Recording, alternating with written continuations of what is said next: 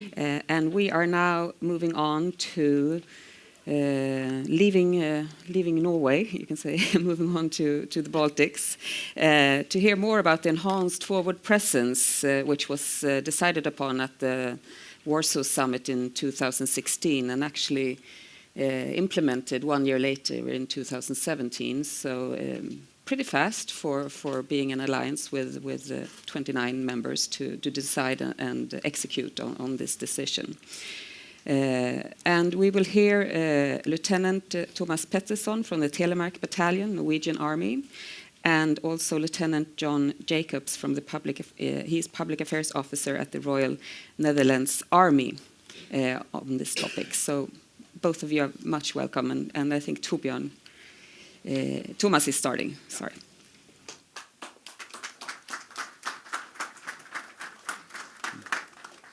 First of all, thank you for the introduction, and thank you for me to come here. I will talk about cooperation from a ground level and up. As we hear, a diverging West is a part of the main topic of this year's security conference, followed up by the question, how do we tackle the ongoing security and defense conflicts? But are we really getting more diverted? Or are we actually pushed more together? From my point of view, today's situation is doing the latter.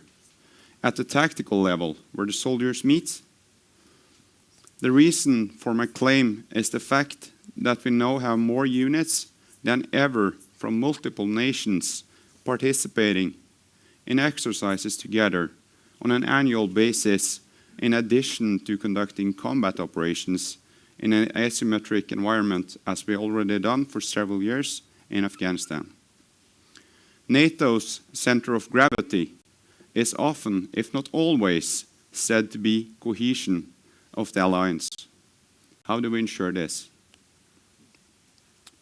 From my point of view, from the ground up, is that only cooperation in conventional operations over time will truly assure allied cohesion.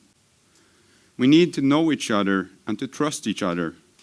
We need to dare to give each other honest feedbacks and be open for criticism. Short exercises and deployments where each nation is left on its own do not allow this, and is not enough to contribute to real cooperation. I have recently returned from the enhanced forward presence in Lithuania, where I served as the deputy commander of the Norwegian Combined Arms Company. I will fill in on Lieutenant General Gustavsson and Anna on the enhanced forward presence. The enhanced forward presence is, as you may know, a direct result of the NATO summit in Warsaw, July 2016. Following the Russian illegal annexation of Crimea and deliberately destabilization of eastern Ukraine. The operation represents a return to NATO's main task of collective defense. Enhanced forward presence consists of 4 multinational battalion battle groups located in Estonia, Latvia, Lithuania, and Poland. The first Norwegian contribution deployed to Lithuania with Germany as lead nation on a 6-month rotational basis in June 2017. During my time in the operation, the Norwegian contribution of more than 200 soldiers consisted mainly of personnel from the Telemark Battalion. We were equipped, as said here, with the main battle tanks, infantry fighting vehicles, heavy engineer equipment, and heavy support units.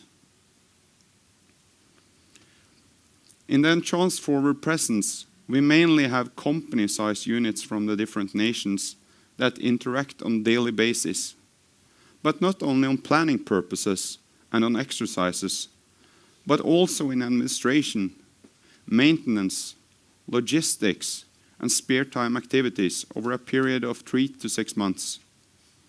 The nations participating in the EFPs are also exercising and planning on the dimensional task of a full-scale war as part of their battle groups in the framework of a host nation defense plan.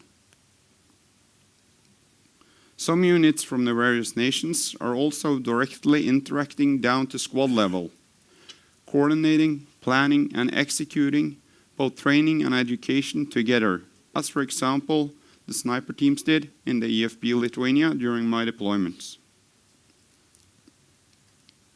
The daily interaction provides a unique understanding and knowledge about each other on the soldiers' level.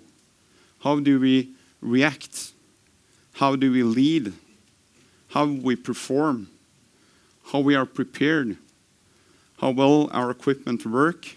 How we like it to be? And what not to do. And all of this is experienced with the soldier next to you, and most probably the soldier next to you is from another nation. The main outcome of all this learning, understanding, and knowledge is interoperability between the NATO forces. And this is where it's starting to get really interesting. As interoperability, in my opinion, is the best way to an effective alliance and execution of credible deterrence and collective defense. However, merely being able to operate together is not enough. We need to do it as well. Consequently, we have to dare to give each other the constructive feedback across the nations at all levels. We also need to be open for criticism and new and other solutions to ensure that our equipment is able to communicate and interact effectively. And if we're able to do so, I believe that we will be more unifying, and this will be more unifying for all the participating units and at least nations. To answer the overall question about the diverging Wests, and the one for this session, how do we tackle the ongoing security and defense conflicts? I believe it's a lot easier on the soldier level than on the strategical and political level. This is due to the fact that the soldiers only need to focus on their primary tasks, which is a full-scale war scenario with all assets and ground combat, air support, joint enablers in a highly complex operation. All this in a multinational frame is merging for our soldiers. However, even though we have this main focus, our soldiers must understand why we are tasked to solve the different missions and tasks assigned in an operation like the Entrance Forward Presence.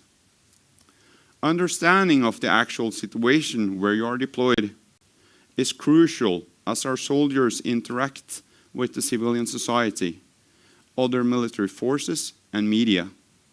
The worst case scenario in this kind of situation would, in my opinion, be that some of our soldiers end up as strategic corporals who start a daisy chain that will reach up to the political level. To avoid such a potential situation, we must focus on cultural understanding of the society where we are to work, and as well as the nations we are to work with. Soldiers also need to have extra awareness regarding the use of social media and communication channels, because this is a part of the everyday life and clearly the fastest way to get all kinds of information out to the world. And in that way, it's easy to abuse for others and also misuse for us.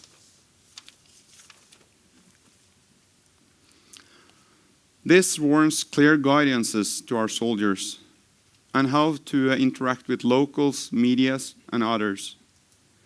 And if we're able to make our soldiers feel responsible for each other's success and reputation, the potential damage is mitigated, in my opinion.